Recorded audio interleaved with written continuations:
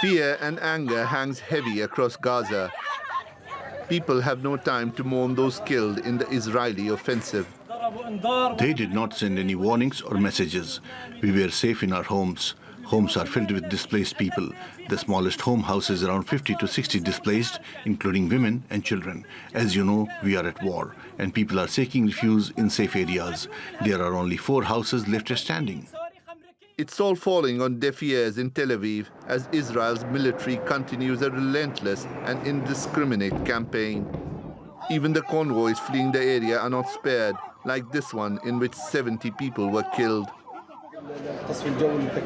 The situation is tragic and difficult. We left home because of repeated bombings on residential areas. We are running from one home to another. There is no safe area left in Gaza Strip.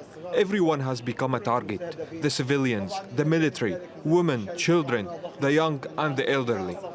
But in Khan Yunis in the south, the bombardment hasn't been as severe as compared to that in northern Gaza. The south is where most Gazans are now headed, but the huge influx of people means supplies are increasingly scarce. As you can see, people are waiting, but there is no flour, water or oil. The situation is difficult. We are waiting for an hour or 2 to get a bag of bread. Bakeries don't have flour anymore. We don't know if we will get bread today or even tomorrow. Diplomatic efforts are continuing to try to end the fighting.